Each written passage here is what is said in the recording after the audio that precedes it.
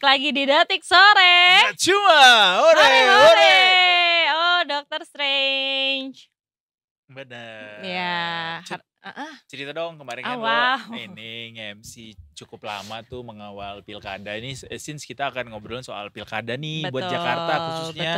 Karena Jakarta juga lagi harap-harap cemas para paslonnya. It's either 1 putaran atau 2 putaran. Lo cerita dong kemarin pas ngawal barengan sama kita, bareng-bareng juga kita kan. Iya, betul. Waktunya cuma lo lebih lama aja bener. karena lebih rajin ya waktu itu Karena kan saya dari pagi ya Pak ya. Betul. Cerita dong apa yang paling seru?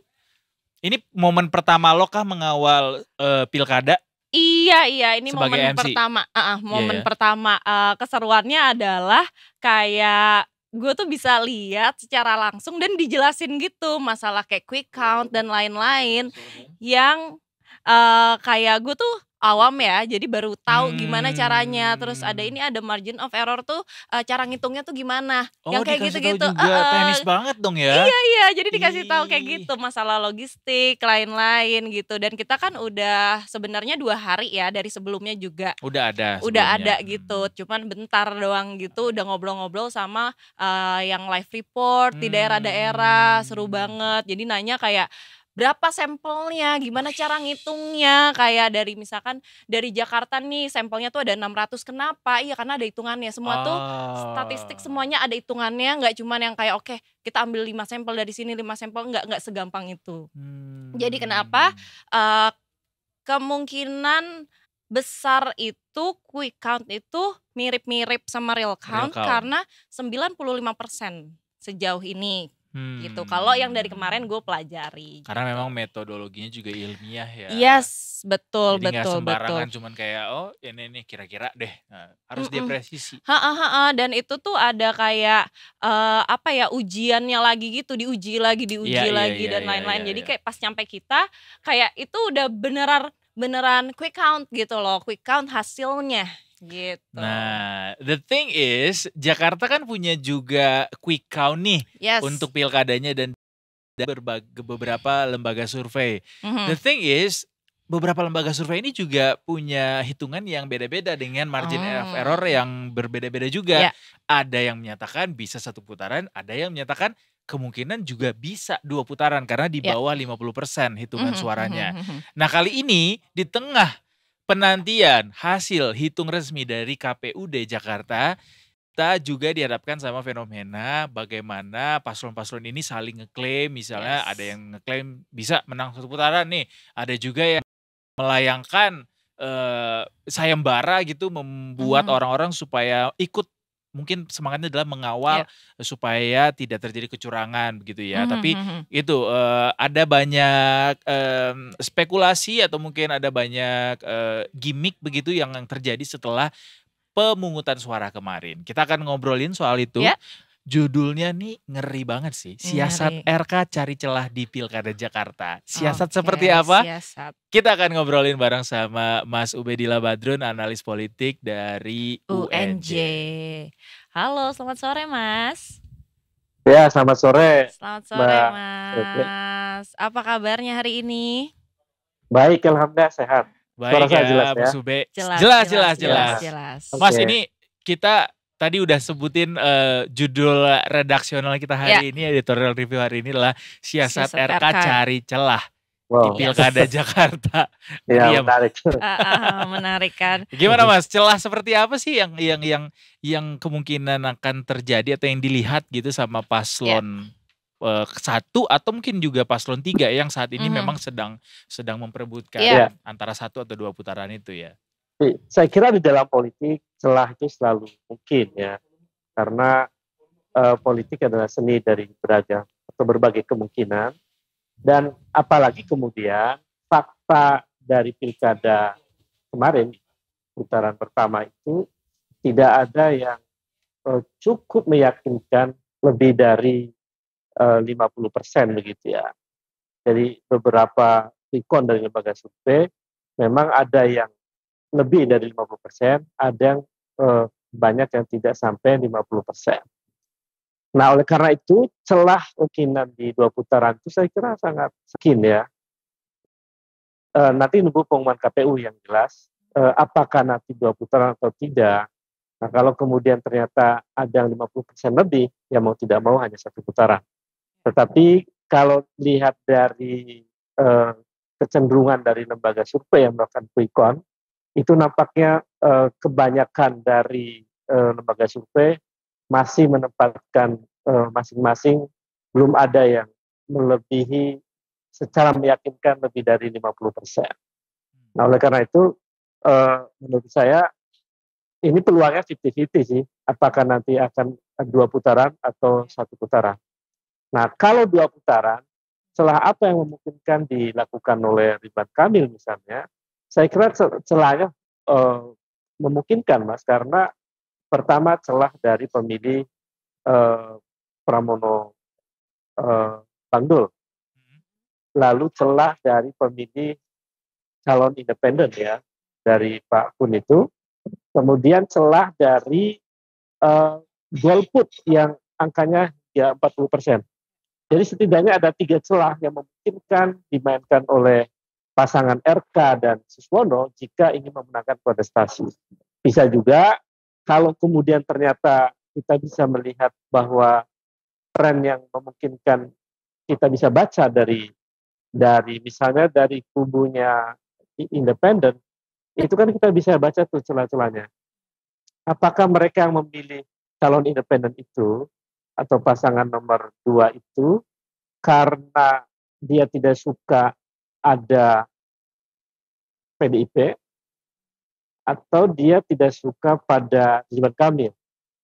Nanti jumlah yang banyak itu yang akan sudah menentukan mereka akan memilih menjatuhkan pilihan kepada siapa dari 2 pasangan yang ikut di dalam atau terlibat nanti di putaran kedua. Saya kira celahnya sangat banyak, Mas. Banyak definisi ya, Mas ya? Iya. I see. Cuman kan kalau sekarang nih untuk di Jakarta kan euforia kemenangan Pram tuh emang lagi udah tinggi kan. Oleh pendukung-pendukungnya ya. Betul, pendukungnya kan udah kayaknya iya nih 1 putaran aja. Nah, gimana caranya kita merasionalisasi kayak ini akan terjadi 2 putaran nih, Mas, untuk publiknya? Ya, kalau kita bisa melihat hasil quick count itu kan quick count kan sebetulnya bukan angka absolut. Ya. Dia selalu menggunakan metodologi samplingnya. Ada samplingnya, ada teknik samplingnya. Artinya kita tidak bisa menyimpulkan bahwa hasil quick count itu adalah kesimpulan yang absolut. Ya. Karena ada margin of error di situ. Oke. Jika margin errornya 3% misalnya, itu artinya bisa kan kalau kita baca ya hasil dari quick count itu pasangan Pramono Karno itu kan skornya kira-kira 50% ya, lebih dikit begitu atau 49, sekian ratus ribu. Maka kalau kemudian margin errornya 3% itu bisa jadi dikurangi 3 itu. 3 ke atas atau bertambah atau berkurang kan begitu. Iya, bisa kalau margin error. Jadi memungkinkan hanya 47% atau 48% gitu. Nah, begitu juga berlaku untuk Ridwan Kamil. Kalau margin of errornya 3% sama, kira-kira dikurangi 3%. Jadi menurut saya kalau menggunakan logika atau kita mencoba untuk merasionalisasi dari hasil quick count itu, memungkinkan ini terjadi 2 putaran. Mas Ube melihat hasil perhitungan sementara hingga saat ini untuk di quick count, capaian finishnya ini kan sangat-sangat tipis gitu ya, menuju ke 50+1 ini. Sementara ada di sisi lain kubu yang saat ini juga tidak sampai begitu ke 50+1 ini atau kubu 01 berusaha untuk memberikan semacam narasi bahwa jaga ini supaya jangan sampai ada yang kecurangan gitu dengan berbagai macam gimmick yang disebarkan melalui sayembara atau apa gitu. Ini nih fair nggak, Mas, untuk melancarkan gimmick seperti ini untuk bisa merasionalisasi apa yang sebenarnya terjadi di lapangan gitu? Ya, saya kira di dalam politik sah-sah saja ya untuk membuat gimmick untuk meyakinkan publik. Tetapi gimmick yang kemudian tidak mampu dirasionalisasi, itu memungkinkan bisa menjadi blunder sebetulnya dari gimmick yang diproduksi itu. Oleh karena itu, ya biasa di dalam kontestasi politik itu sang kandidat mengklaim dia paling menang. Di banyak tempat di Indonesia ini di pilkada nih, Mas, ini hampir banyak yang mengklaim dirinya pemenang. Tidak hanya di DKI Jakarta, termasuk misalnya di Depok, saling klaim tuh mereka masing-masing merasa menang begitu. Termasuk di beberapa daerah lain, saya kira juga menunjukkan itu. Nah, karena itu tidak ada yang kita benarkan dari klaim-klaim itu, kecuali pengumuman resmi KPU. Nah, karena itu sejauh mana kemudian para kontestan yang nilainya atau skornya tipis itu, masing-masing mampu meyakinkan publik bahwa pemilu itu berjalan jujur atau tidak.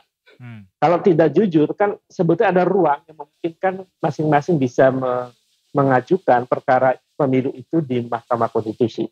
Jadi kita masih bersyukur di Indonesia, masih ada ruang memungkinkan mereka yang kontestasi itu memperkarakan perkara pemilu di sebuah majelis terhormat namanya Mahkamah Konstitusi. Mudah-mudahan MK-nya tidak lagi berbuat sesuatu yang aneh-aneh. Tapi Mas, dengan adanya klaim-klaim ini, baik dari 01 atau mungkin 03, potensi kecurangan itu seberapa besar malah justru akan bisa terjadi dengan adanya klaim-klaim ini gitu, Mas? Nah, saya kira disitulah pentingnya civil society, masyarakat sipil dan kelompok-kelompok independen untuk memantau, mengawasi agar suara-suara yang ada di setiap TPS itu tidak dicurangi, tidak digelembungkan, tidak ditambah, tidak dikurangi. Jadi pengawasan dari masyarakat sipil saya kira menjadi sangat penting untuk menunjukkan bahwa pemilu berlangsung jujur. Meskipun ya soal money politik, kebetulan di Ramaun ini ada sekolah politik Ramaun begitu, ada mahasiswa yang independen melakukan survei, ternyata masih ada itu money politik di dalam proses pemilu kemarin. Cuman skalanya tidak begitu masif. Jadi unik masalah Jakarta nih, karena ternyata 90% lebih masyarakat Jakarta itu menolak money politik. Tidak suka mereka dengan money politik. Jadi tidak suka, tapi ternyata 37% masih menerima. Jadi ini sedikit anomali lah ya masyarakat Jakarta ini. Karena ternyata kan ada sekitar 500.000 kurang lebih ya masyarakat miskin di Jakarta ini masih ada. Mungkin nggak suka money politik tapi masih menerima, berarti banyak yang naif, Mas. Iya, iya, saya kira itu 37%, Mas. Iya. Kalau ditanya apakah Anda setuju dengan money politik, mereka tidak setuju 90% lebih. Iya. Tapi apakah Anda terima tuh 37%. That's quite a lot, 37%, hampir 50%. Mungkin butuh. Iya. Mungkin butuh. Dihadapkan sama realita ya. Benar. Aduh, Jakarta keras ya kan. Gimana nih gitu kan. Oke, nah balik lagi nih Mas, kalau misalkan apa yang harus dilakukan paslon Pram sama Rano untuk menjaga suaranya nih? Apakah nih mereka tuh khawatir nih sama perolehan suara sekarang nih? Karena kan ini lagi sengit-sengitnya nih, ya kan? Sengit-sengit untuk mengawal ya. Iya. Saya kira Pram Rano diusung oleh partai yang cukup teruji ya, partai besar ya, mesin politiknya bisa bekerja militan. Karena itu ya menjaga suara di setiap TPS adalah langkah penting dari pasangan Pram dan Rano yang mengklaim juga sebagai pemenang kontestasi di Pilkada DKI. Kalau kemudian konsisten mereka mampu menjaga suara itu dan betul-betul berdasarkan data yang tertulis di TPS sampai kemudian dibawa ke KPU, di tingkat KPU di provinsi, mereka konsisten datanya tidak berubah dan mereka yakin dengan itu, ya saya kira cara terbaiknya menjaga suara itu, menjaga perolehan suara di setiap TPS. Dan mereka kalau kemudian setiap TPS ada saksi itu jauh lebih bagus ya. Ada saksi yang mengamankan data itu sehingga nanti ketika ada pengajuan ke MK misalnya dari kubunya Ridho misalnya, itu memungkinkan perkara itu dibuka di Mahkamah Konstitusi. Apakah datanya benar atau tidak.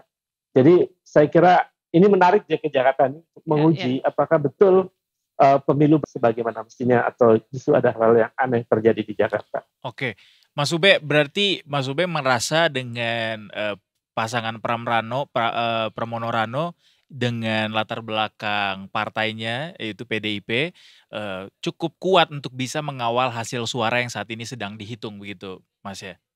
Iya, saya melihat PDIP kan dalam posisi yang berseberangan ya dengan partai dominan itu, dengan koalisi Indonesia Maju Plus ya. Karena itu mereka biasanya makin militan tuh, posisi yang seperti itu membuat mereka makin militan dan mampu menjaga TPS-nya dengan baik. Kalau itu terjadi, saya kira memungkinkan suaranya sama antara suara di internal pasangan Pramono dengan keputusan KPU, maka itu bisa menjadi satu putaran. Tapi kalau ternyata nih, misalnya versinya timnya pasangan Pramono Rano, suaranya lebih besar daripada KPU, nah itu problem. I see. Di mana kelirunya? Kalau misalnya yang nanti ternyata hasilnya adalah 2 putaran gitu, Mas, dan kemudian yang menang lebih lanjut lagi, lebih luas lagi, yang menang adalah pasangan nomor 1 ternyata. Kira-kira apa yang akan terjadi, Mas Ube? Ya itu memungkinkan, itu kan pernah terjadi pada 2017. Ketika itu pasangan Anies lawan Ahok ya. Anies kan sekitar 39% kalau tidak salah ya pada putaran pertama, dan kemudian Ahok sekitar 40-an%, 41-42 kurang lebih. Jadi selisihnya itu tidak begitu jauh, dan ketika di putaran kedua justru kemudian Anies menang telak dengan 57%, dan sementara Ahok sekitar 40%. Jadi saya kira peristiwa Pilkada 2017 itu bisa menjadi pelajaran berharga bagi kontestan Pilkada 2024 di DKI Jakarta untuk bisa belajar dari peristiwa itu. Jadi memungkinkan posisi kedua bisa memenangkan kontestasi di putaran kedua. Tergantung seberapa cerdas mereka memanfaatkan celah atau ceruk pemilih yang mungkin bisa diputar. Bayangkan ada 40% golput. Betul. Kan ngeri-ngeri sedap itu. Itu peluang menangnya ya 50-50 ya, tapi yang 03, 01 sama-sama punya peluang untuk menang karena ada 40% yang belum menentukan pilihan. Bayangkan kalau yang 40% itu kemudian ikut semua nanti. Itu dasar pengaruhnya. Dan belum menutup kemungkinan ya 40% yang tadinya golput ini akan ikut ambil suara nanti di putaran kedua gitu. Betul. Termasuk belahan dari pemilih 02. Itu condong kemana, Mas? Kira-kira, Mas? Kemana tuh kira-kira, Mas? Kalau saya amati ya, yang 10% itu yang memilih KUN itu adalah mereka yang pendukung Anies sebagian, tapi mereka kecewa dengan Anies karena Anies dukung 03. Oh gitu. Jadi mereka tuh tidak suka dengan PDIP, tapi tidak suka juga dengan Ridwan Kamil. Gitu. Maka dia memilih independen. Jadi mereka berada di dua kutub yang luar biasa berlawanan. Mungkin dugaan saya nanti yang terbelah menjadi 2. Sebagian memilih 01, sebagian memilih 03. Saya kira itu. Ya bagi 2 deh. Ya kan. Tapi malah jadi makin menarik ketika suaranya ini malah justru akan terbagi merata gitu ke masing-masing paslon. Karena kan Pak Kuning kan bukan pemimpin yang maksud saya bahasanya itu organik. Kalau pemimpin organik kan dia bisa memerintahkan seluruh pemilihnya untuk pilih siapa. Nah, Pak Kun kan baru juga ikut dalam kontestasi pilkada dan independen. Nah, karena bukan pemimpinnya organik, dia nggak bisa memerintah seluruh 10% tuh milih ke siapa tuh nggak bisa. Dia akan terbelah kira-kira begitu. Tapi Mas Ube, kira-kira justru nanti kalau misalnya terjadi putaran kedua akan lebih banyak ke partisipasinya atau justru lebih sedikit? Itu salah satu dosanya KPU. Benar sih, tapi ngelihat kondisi sekarang, berbagai macam spekulasi di lapangan dan spekulasi-spekulasi yang beredar di netizen gitu. Apalagi tadi Mas Ube bilang kalau masyarakat Jakarta tuh udah cerdas sekarang, walaupun masih banyak juga yang naif gitu. Gimana Mas Ube?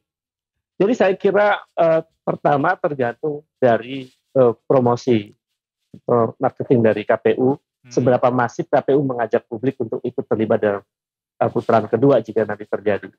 Yang kedua, itu kan prosesnya rasional ya.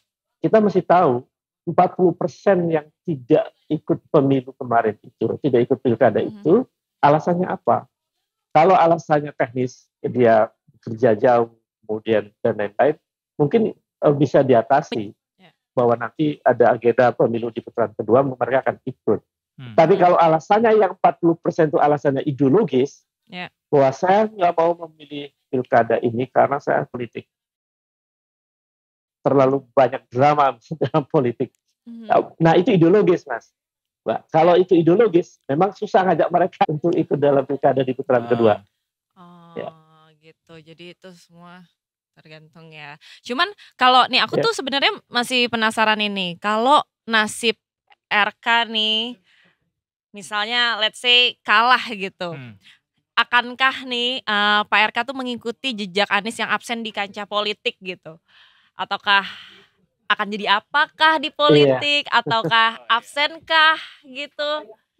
Ya, problemnya RK ini beda sama Anies. Oke. Itu problemnya. Jadi saya kira karena kan Anies itu tidak berpartai. Sementara RK berpartai. Jadi sepanjang dia masih menjadi anggota partai, saya kira RK akan tetap eksis di arena politik. Entah nanti menjadi apa. Dugaan saya malah bisa menjadi menteri di kabinet nanti pas reshuffle kabinet di masanya Prabowo. Menteri. Yes. Menteri apa? Menteri apa kira-kira? Ya, kemungkinan menteri dalam negeri menggantinya Pak Tito misalnya, atau menteri ekonomi kreatif. Ini kemungkinan ya. Saya kemungkinannya karena jadi bosnya Ram Rano dong. Ya saja. Itu kan perpindahan RK dari Jawa Barat ke Jakarta kan atas komunikasi dengan partai berkuasa sekarang. Jadi memungkinkan jika dia kalah dia akan tetap mendapatkan posisi penting. Oke. Jadi masih berkancah ya di dunia politik ini, akan masih lanjut gitu apapun yang terjadi. Oke. Kalau bicara soal bagaimana mesin politik bekerja, Mas, kira-kira untuk nomor 1 sendiri misalnya kan. Soalnya nomor 1 yang kemarin tuh disangka-sangka atau disebut-sebut mesin politik kurang bekerja, makanya tertinggal gitu dengan yang 03 gitu. Gimana caranya atau apa upaya yang bisa dilakukan supaya mesin politiknya bekerja sehingga bisa memenangkan nanti kalau terjadi putaran kedua? Saya duga atau ada kemungkinan di putaran kedua ini kubu 01 Pak yang sama Siswono itu mesin politiknya akan bekerja lebih militer. Oh gitu. Kenapa? Ya, kenapa? Karena pertama di tempat lain sudah tidak ada pilkada kecuali yang diulang ya. Jadi konsentrasi elit politik itu di Jakarta. Jadi nanti Prabowo kemudian semua menteri-menteri pendukung Kim Plus itu akan totalitas mendukung bekerjanya mesin politik 01. Jadi nanti di putaran kedua jika terjadi itu pertarungan dahsyat. Pertarungan hebat karena masing-masing mesin politik akan bekerja sangat militer. Saya kira itu. I see. Nah terakhir nih Mas nih, akankah nih ada nih manuver-manuver dari Pak Prabowo atau Pak Jokowi kah nih? Nah itu yang saya tadi sebut, konsentrasinya akan lebih besar harta. Ada kemungkinan Jokowi akan turun ke lapangan, ada kemungkinan Prabowo juga akan turun ke lapangan. Jika putaran kedua terjadi, dan itu ya efeknya besar, dan mungkin juga di kubu 03 juga akan lebih dahsyat. Megawati akan masuk, Anies Baswedan juga akan turun ke lapangan. Itu saya tadi sebut pertarungan yang dahsyat. Melihat bayangan darinya Mas Ube, kayaknya putaran kedua akan jauh lebih seru ya. Artinya sekalian sekalian ini ya sepertinya pertarungannya bukan antar calon kepala daerahnya lagi, justru yang turun adalah Hokage. Benar ya Mas? Iya. Lebih menarik lagi tentunya. Selain kita akan dapat hari libur 1 hari lagi ya kayaknya. Itu dia. Nggak tahu sih karena pilkada Jakarta doang kan ya. Tapi mungkin harusnya Jakarta lah, bisa lah. Jakarta bisa yuk kita 1 hari lagi liburnya. Ya kan? Bisa ya Mas ya? Mudah-mudahan makin baik yang terlibat di dalam pemilu nanti. Makin banyak ya partisipannya, biar seru ya Mas ya, demokrasi itu bisa terlihat nyata. Selain seru juga punya legitimasi yang lebih kuat toh. Supposed to be. Betul. Tanpa bermaksud untuk mengatakan bahwa milu kalau terjadi 1 putaran legitimasinya kurang kuat ya Mas ya. Iya, betul. Oke. Tetap dia punya legitimasi. Betul. Kalau kita netizen kan suka diskon ya, lumayan. Nah iya, siapa tahu ada diskon lagi. Kalau ada ini ya kan, capnya. Benar. Itu buat mutar roda ekonomi juga sekalian kan soalnya. Membantu juga kan. Anyway, terima kasih banyak Mas Ube untuk waktunya. Terima kasih Mas. Selamat melanjutkan aktivitas. Selamat sore. Selamat sore Mas.